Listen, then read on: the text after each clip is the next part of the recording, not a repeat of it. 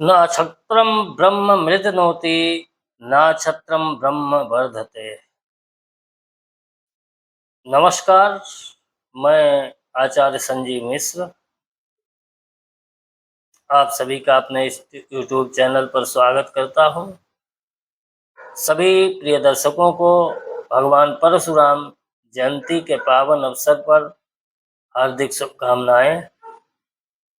पहले तो social media के माध्यम से जो एक भ्रांति पिछले कुछ वर्षों से समाज में चल रही है कि भगवान परशुराम की जयंती नहीं जन्मोत्सव मनाना चाहिए, तो इस बारे में व्याकरण की दृष्टि से जयंती का अर्थ क्या होता है? जयंते यानी कि जय हो। महापुरुषों की जयंती मनाने का ही उल्लेख है। अब आपके कहने से, सोशल मीडिया के ज्ञानी जनों के कहने से, चलिए यदि हम कह दें कि आप जन्मोत्सव मनाइए, जयंती उचित नहीं है, तो आप में से बताइए कि क्या किसी ने भगवान परशुराम का दर्शन किया है? ये महापुरुष हैं, ये महान लोग हैं, इनका दर्शन करना सामान्य जनता के लिए, हम सबके लिए बहुत ही कठिन है, असंभव सी बात है, क्योंकि इतनी तपस्या त्याग हम में नहीं हो सकता कि हम देवताओं का प्रत्यक्ष नेत्रों से दर्शन कर पाए। तो भगवान परशुराम की जयंती के इस शुभ अवसर पर हम अपने सभी प्रिय दर्शकों को पुनः एक बार धन्यवाद देते हुए उनके बारे में जो हमारे पुराणों में वर्णित है उसके आधार पर जानकारी देने का प्रयास करूंगा। एक और भ्रम ज़्यादातर समाज में भ्रांति फैली हुई है कि भगवान परशुराम ने क्षत्रियों का संहार किया, पूरी पृथ्वी को क्षत्रियों से विहीन कर दिया। ऐसा भी नहीं है। आज के इस एपिसोड के माध्यम से, वीडियो के माध्यम से वो कथानक भी आपको बताएंगे कि उन्होंने किन क्षत्रियों का संहार किया। दूसरा, एक और भ्रांति कि भगवान परशुराम ब्राह्मण कुल से, हाँ यह सत्य है कि भगवान परशुराम ब्राह्मण ऋषि माता पिता की संतान थे। देवताओं का, पहली बात तो है कि देवताओं का प्राकट्य होता है, अंशावतार, अर्चावतार, ऐसे कई एक अवतार भेद हैं। उन अवतार भेद में भगवान परशुराम के अवतार को आवेशावतार कहा जाता है, क्योंकि वो क्रोधी स्वभाव के थे। तो अब कैसे इनका जन्म हुआ, क्या कथानक है, इस सब के लिए हम आपको श्रीमद् भागवत महापुराण के नवम स्कंद के अध्याय 15 और 16 में जो उल्लेख है उसके बारे में आपको बताने का प्रयास करते हैं। तो कृपया करके वीडियो को अंत तक बने रहिए, और आपके मन में भी यदि भगवान परशुराम के प्रति कोई संदेह है, उनके बारे में आप जानकारी चाहते हैं, तो हमारे इस वीडियो के माध्यम से आपको बहुत कुछ जानने को मिलेगा। तो चलते हैं विषय की ओर, कथानक की ओर। उर्वशी जो कि ईश्वर की अप्सरा थी, उनके गर्भ से पुरुरवा के 6 पुत्र हुए।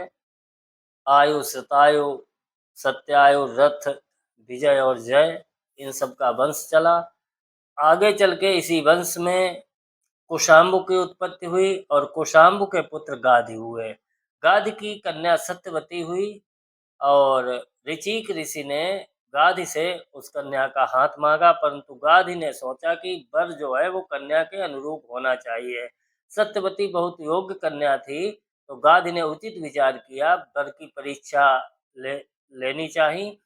ऋचि यानी ऋचिक ऋषि की। आज भी समाज में जब हम आप अपनी कन्या के योग्य विवाह के वर की तलाश करते हैं, तो कन्या के योग्य वर ही प्राप्त हो, ऐसा प्रयास करते हैं। तो ऋषि यानी गाधी ने भी उचित विचार किया। उन्होंने ऋचिक ऋषि से कहा कि ऐसे 1000 घोड़े लेकर के आओ जिनका एक कान काला हो। तो वो वास्तविकता में परीक्षा लेना चाहते थे कि इनमें कितनी तपबल है, कितनी तपस्या है। ऋचिक ऋषि ने वरुण देव से प्रार्थना की, वरुण के पास गए और वहां से 1000 घोड़े ले आए जिनका एक कान काला था और गाधी को दे दिए। तब सत्यवती का विवाह गाधी ने ऋषि ऋषि के साथ कर दिया। अब ऋषि की पत्नी सत्यवती और उनकी सास सत्यवती की जो माता थी, दोनों के मन में संतान की कामना थी। ऋषि ने तपबल से जान लिया। उन्होंने एक चरु पकाया, यानी खीर। पहले के लोग रसायन कला के ज्ञाता थे, रसायन विज्ञान से भली भांति परिचित थे। उन्होंने उसी विधि से खीर यानी चरु को बनाया और कि किस चरु से ब्राह्मण पुत्र पैदा होगा और किस चरु को खाने से क्षत्रिय पुत्र पैदा होगा। उपनिषदों में भी इस बात का वर्णन है कि यदि कोई वीर पुत्र चाहता है तो किस विधि से रसायन कला से क्षत्रिय पुत्र पैदा होगा, किस रसायन कला से भोजन बनाने में ब्राह्मण पुत्र पैदा होगा। तो चरु बना करके ऋषि स्नान के लिए चले गए। लौटने में कुछ देर हो गई। सत्यवती ने की माता ने सत्यवती से कहा कि तुम्हारे लिए तो बहुत बढ़िया चरु बनाया होगा, वो तुम मुझे दे दो। और सत्यवती ने वो चरु अपनी माता को दे दिया और जो माता के लिए चरु बनाया था वो सत्यवती ने खा लिया। ऋषि ऋषि जब लौट करके आए, उन्होंने अपने तपबल से जान लिया कि ये क्या हो गया। तब उन्होंने बताया कि सत्यवती, तुम्हारा बेटा तो दंडधारी होगा, ब्रह्मज्ञानी होगा, लेकिन जो दूसरी खीर थी वो तुम्हारी माता ने पाई है, इसलिए इनका पुत्र क्षत्रिय होगा। तो सत्यवती ने प्रार्थना की, नहीं ऐसा अनर्थ मत कीजिए, क्योंकि सत्यवती की ही इच्छा थी कि क्षत्रिय पुत्र प्राप्त हो। तब ऋषि बोले कि चलिए कोई बात नहीं, कि मैं एक पीढ़ी के लिए इसको दबा देता हूँ। विचार कीजिए कि प्रारब्ध को भी दबाने की क्षमता ऋषियों में है, लेकिन उसको रोका नहीं जा सकता, हमेशा के लिए नष्ट नहीं किया जा सकता, क्योंकि जो बीज होगा वो कभी न कभी स्फुरित अंकुरित जरूर होगा। तो सत्यवती के गर्भ से जमदग्नि ऋषि पैदा हुए उनका, और इसके बाद सत्यवती कौशिकी नदी में परिवर्तित हो गई। जमदग्नि का विवाह रेणुका से हुआ। रेणुका के कई पुत्र हुए। सबसे छोटे पुत्र परशुराम हुए, जो जिनके बारे में जैसा हमने बताया कि वो भगवान के नारायण के आवेशावतार थे। ब्राह्मण और क्षत्रिय दोनों मिलकर के धर्म की रक्षा करते हैं, दोनों एक दूसरे के पूरक हैं। जब एक दूसरे से लड़ जाते हैं तो धर्म की हानि होती है। लिखा भी है, ना ब्रह्म क्षत्र मृदनोति, ना क्षत्रम ब्रह्म वर्धते। क्षत्रियों यानी क्षत्रियों के बिना ब्राह्मण की वृद्धि नहीं और ब्राह्मण के बिना क्षत्रिय की वृद्धि नहीं। दोनों जब एक दूसरे के विपरीत हो जाते हैं, यानी संघर्ष हो जाता है, तो संघर्ष होने से धर्म की हानि होती है। इसलिए ब्राह्मण और क्षत्रिय को कभी भी लड़ना नहीं चाहिए। तो अब आगे का कथानक कि परशुराम जी का जो आवेशावतार है वो कब प्रभाव में आया, क्या घटना हुई। है वंश का सम्राट यानी राजा कार्तवीर्य अर्जुन, जो कि महिष्मति साम्राज्य का अधिपति था, उसने भगवान दत्तात्रेय को प्रसन्न करके वरदान प्राप्त किया और उसके पास अष्ट अनिवार्य सिद्धियां उसके अधीन थीं। एक बार वो रेवा नदी जिसका दूसरा नाम नर्मदा नदी है, उसमें क्रीड़ा कर रहा था। लंका का राजा रावण भी वहां पूजा के लिए आया, तो उसने देखा कि नदी की हिलोरों से उसकी पूजा सामग्री बह गई है, तो वो क्रोधित हुआ। आगे जाकर के देखा कि ये कहाँ से नदी की धारा गड़बड़ा रही है। उसने वहाँ रावण से जब को कार्तवीर अर्जुन को नदी का प्रवाह रोकते हुए देखा, क्योंकि कार्तवीर अर्जुन ने अपनी 1000 भुजाओं से नदी के प्रवाह को रोक लिया था। तो और क्रीड़ा कर रहा था, तो उसी के कारण उसकी पूजा सामग्री नदी में प्रवाहित हो गई थी। तो रावण ने उसे विवाद किया। कार्तवीर्य अर्जुन बहुत शक्तिशाली था, उसने रावण को युद्ध में बंदी बनाया और अपनी घुड़सवार में ले जाकर के यानी वहां कैद कर लिया। हालांकि कुछ समय के बाद भगवान परशुराम ने ही भगवान शिव के कहने से उसको मुक्त कराया था। तो अब कुछ समय के बाद कार्तवीर अर्जुन अपनी सेना के सहित जमदग्नि ऋषि के आश्रम पर आया। जमदग्नि ऋषि ने बहुत ही राजा का स्वागत सत्कार किया, उनकी पूरी सेना का भोजन प्रसाद आदि से सम्मान दिया। ये विचार करने की आवश्यकता है कि राजा कोई भी सत्ता से जुड़ा हुआ व्यक्ति यदि आपके यहाँ आए तो उसका बहुत अधिक आदर सत्कार नहीं करना चाहिए, क्योंकि उसमें राजा जो शासक होता है उसके मन में अहंकार आ जाता है कि अरे हम राजा होते हुए भी इतना आतिथ्य नहीं कर पाते, जबकि ये साधु महात्मा तो इतना अच्छा आदर सत्कार करते हैं। तो वही व्यक्ति यानी यहाँ पर साधु महात्मा से तात्पर्य सामान्य व्यक्ति। तो कार्तवीर्य ने विचार किया कि ऐसा कैसे कर लिया। तब उसको पता लगा कि इनके पास कामधेनु गौ है। तो कार्तवीर्य जबरदस्ती उस कामधेनु गौ को अपने सैनिकों से पकड़वा करके महिष्मती में यानी महिष्मती ले जा करके उस गांव को उसने अपने यहाँ रख लिया। परशुराम जी जब आश्रम में आए, उन्होंने देखा और राजा की दुष्टता का उनको जब समाचार ज्ञात हुआ, तो अपना फरसा उठा करके गए, संपूर्ण उनकी उसकी यानी जो एक अक्षौहिणी सेना थी उसको नष्ट किया, मार डाला। और कार्तवीर्य अर्जुन की 1000 भुजाएं काट कर उसका सर धड़ से अलग कर दिया और कामधेनु को छुड़ा करके अपने आश्रम में ले आए और अपने पिता जमदग्नि को गाय सौंप दी। और सब वृत्तांत इधर पर जमदग्नि ने महिष्मती में जो उन्होंने किया था वो सब अपने योग बल से जान लिया, तपोबल से जान लिया। लेकिन जमदग्नि प्रसन्न नहीं हुए, उन्होंने कहा कि तुमने बहुत गलत किया है कि राजा में भगवान का अंश होता है, इसलिए राजा का वध करना उचित नहीं, तुमने गलत किया है। क्यों ब्राह्मण होकर के तुमने ऐसा पाप किया है, क्योंकि ब्राह्मण क्षमा के कारण ही पूजनीय है। क्षमा के द्वारा ही ब्रह्मा जी को परम पिता का पद प्राप्त है। ब्राह्मण की शोभा क्षमा में ही है। श्रीमद् भागवत महापुराण में ऐसा लिखा है, क्षमिणा माशु भगवान तुष्यते हरिरीश्वर। ब्राह्मण क्षमा के कारण ही पूज्य है और जो क्षमा करता है भगवान उस पर प्रसन्न होते हैं। तुमने बहुत गलत काम किया। राजा का वध तो ब्राह्मण की हत्या से भी बढ़कर है, इसलिए जाओ भगवान का स्मरण करके तीर्थों का अवगाहन करो। पिता की आज्ञा से भगवान परशुराम तीर्थ यात्रा पर निकल गए और संवत्सर पर्यंत तीर्थाटन करने के बाद लौट आए। अब जमदग्नि ने तो भगवान परशुराम को क्षमा का उपदेश दिया, लेकिन उनके अंदर कितनी क्षमा थी इसका एक उदाहरण देखिए। एक दिन उनकी पत्नी रेणुका नदी में जल लेने गई, तो वहां चित्ररथ नाम का गंधर्व जो कामदेव के समान बहुत ही रूपवान था, वहां पर कुछ अपना गंधर्व क्रीड़ा कर रहा था।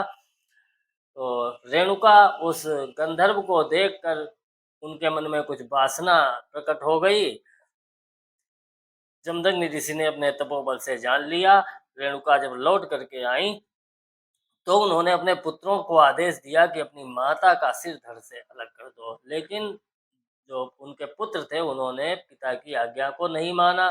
तब तक परशुराम जी वहां आ गए और उन्होंने परशुराम को आज्ञा दी कि अपनी माता का वध करो और अपने भाइयों का भी वध कर दो। तो परशुराम ने कुछ क्षण विचार करके अपने भाइयों का और माता का सिर धड़ से अलग कर दिया। उनके इस कृत्य से पिताजी बहुत प्रसन्न हुए, जमदग्नि ऋषि प्रसन्न हुए। उन्होंने कहा कि अब तुम हमसे वरदान मांगो। तो भगवान परशुराम ने वरदान मांगा कि हमारी माता और मेरे भाइयों को आप जीवित कर दीजिए, और हमने जो ये किया है, जो ये घटना अभी घटी है, इसके बारे में इनको किसी भी प्रकार का स्मरण न रहे। तो ऋषि जमदग्नि ने क्योंकि वरदान देने का वचन दिया था, उनको जीवित कर दिया। हालाँकि लोग कहते हैं कि आज के समय में कि परशुराम ने तो अपनी माता का सिर काट लिया। सामान्य नहीं थे भगवान परशुराम, न ही सामान्य थे जमदग्नि ऋषि। भगवान परशुराम को पता था कि उनके पिता कितने बड़े तपस्वी हैं। उन्हें पता था कि वो अवश्य वरदान माँगने को कहेंगे और वरदान में हम अपनी माता और भाइयों को जीवित करा लेंगे। जानबूझकर उन्होंने ऐसा किया था, पिता की आज्ञा का पालन किया था। इसके बाद परशुराम जी पुनः तपस्या के लिए चले गए। इधर राजा कार्तवीर्य के जो बचे हुए पुत्र थे, उन्होंने पिता का बदला लेने के लिए एक दिन जमदग्नि ऋषि के आश्रम पर आए। जमदग्नि ऋषि ध्यान में मग्न थे। उन्होंने उनकी पीट-पीट करके हत्या कर दी। रेणुका चिल्लाती रहीं, हाथ जोड़ती रहीं कि ऐसा अनर्थ मत करो, लेकिन उनके पुत्र राजा कार्तवीर्य के पुत्रों ने आश्रम को तहस-नहस कर दिया। परशुराम को ज्ञात हुआ कि आश्रम में दुर्घटना हुई है। वो आए और उन्होंने आश्रम की दशा देखी और माता को करुण क्रंदन करते हुए, छाती पीटते हुए देखा, तो उन्होंने अपने तपोबल से जान लिया कि 21 बार माता ने छाती पीटी है, तो उन्होंने 21 बार में हयवंशीय क्षत्रियों को जड़मूल से नष्ट करने की प्रतिज्ञा की। देखिए, परशुराम ने किसी भी वंश के क्षत्रिय का वध नहीं किया। उन्होंने सिर्फ हयवंशीय क्षत्रियों का जड़मूल से नष्ट किया। यदि विचार करने की आवश्यकता थी, यदि आप लोग यानी कि आप लोग सुनी-सुनाई बातों पर यदि विश्वास करें, तो ये बहुत बड़ी मूर्खता है। यदि भगवान परशुराम ने क्षत्रियों का संहार किया होता, तो आज संसार में कोई भी क्षत्रिय नहीं होता। उन्होंने सिर्फ हयवंशीय क्षत्रियों को नष्ट किया था। तो भगवान परशुराम ने 21 बार में हयवंशीय क्षत्रियों को नष्ट किया। यहाँ पर सिर्फ एक चरु के बदल जाने का परिणाम देखिए कि कैसे एक प्रकार की चरु खीर खाने से जमदग्नि उत्पन्न हुए और जो दूसरे प्रकार की खीर थी, उसको खाने से भगवान परशुराम में क्षत्रियत्व आया। परशुराम इसके बाद यानी भगवान परशुराम का महिष्मति पहुँचे। उन्होंने सहस्त्रबाहु के पुत्रों को मार कर और छत अन्य क्षत्रियों को जो है वंश के थे, सिरों के पहाड़ खड़े कर दिए। 21 बार माता ने छाती पीटी थी, तो 21 बार में उन्होंने समस्त क्षत्रियों का हयवंशीय क्षत्रियों का को नष्ट कर दिया। क्षत्रिय 21 बार में हयवंशी क्षत्रियों को नष्ट किया। फिर उन्होंने चूँकि जो कार्तवीर्य के पुत्र जमदग्नि ऋषि का सिर काट करके महिष्मति ले गए थे, तो अपने पिता के सिर को ला करके उन्होंने सरस्वती नदी में अभवर्त स्नान करके पिता और माता का पिंडदान किया और अभवर्त स्नान करके समस्त पापों से मुक्त हो गए। जमदग्नि का जो शरीर था वो विलीन होकर के सप्तऋषियों में समाहित हो गया। जब सप्तऋषियों की हम गणना करते हैं तो जमदग्नि ऋषि भी उनमें से एक हैं। आगामी मनवंतर में भगवान परशुराम भी एक सप्तऋषि होंगे और वेदों का प्रवर्तन करेंगे। वर्तमान में भगवान परशुराम महेंद्र पर्वत पर रहते हैं और आज भी उनके चरित्र का गान होता है। इस प्रकार भगवान ने भृगुवंश में अवतार लेकर के पृथ्वी का भार दूर किया। तो इस वीडियो के माध्यम से आज हमने भगवान परशुराम के बारे में जो शास्त्रोक्त उल्लेख है उसके बारे में बताने का प्रयास किया। पुनः उनकी जयंती पर, भगवान परशुराम की पावन जयंती पर हम आप सभी को शुभकामनाएं देते हैं। मन से भ्रम को निकालिए। कभी भी ब्राह्मण क्षत्रिय का द्रोही नहीं है और क्षत्रिय ब्राह्मण का द्रोही नहीं है। हालांकि गोस्वामी तुलसीदास जी ने श्री रामचरितमानस में अपनी जो अवधी भाषा में चौपाइयाँ दोहे आदि लिखे हुए हैं, उनमें कहीं पर जैसे विश्व विदित क्षत्रिय कुल द्रोही आदि, तो इनका सिर्फ गलत अर्थ लगाने से मन में भ्रम उत्पन्न होता है। संपूर्ण क्षत्रिय कुल के द्रोही नहीं है। गोस्वामी जी ने भी वहाँ पर हयवंशीय कुल का वर्णन किया है और चूँकि कविता में, काव्य में कुछ शब्दों को साइलेंट रखा जाता है, वहाँ पर भाव की प्रधानता होती है। तो मन में किसी भी प्रकार को संशय मत रखिए। प्रेरणा लीजिए भगवान परशुराम से कि एक ही व्यक्ति में कैसे क्षत्रियत्व की वृद्धि हो, कैसे ब्राह्मणत्व की वृद्धि हो, क्योंकि एक दूसरे के पूरक है। दोनों में जो दोनों वर्ण हैं ब्राह्मण, क्षत्रिय, इनमें एकत्व होना चाहिए। हालाँकि एकत्व तो चारों वर्णों में होना चाहिए। गीता जी में भगवान ने स्पष्ट आदेश किया है कि चातुर्वर्ण्यं मया सृष्टं गुणकर्म विभागशः। मनुष्य अपने गुण कर्म के आधार पर अपने को ब्राह्मण, क्षत्रिय, वैश्य और शूद्र घोषित करने का अधिकारी है। तो कर्म से प्रेरणा लीजिए, कर्म को अपने में समाहित कीजिए, आप सत्कर्म कीजिए। तो इसी के साथ आज की इस चर्चा को हम समाप्त करते हैं।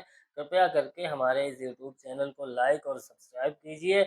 आगे भी हम विविध विषयों से जुड़ी जो जानकारी है, वो आपको देने का प्रयास करेंगे।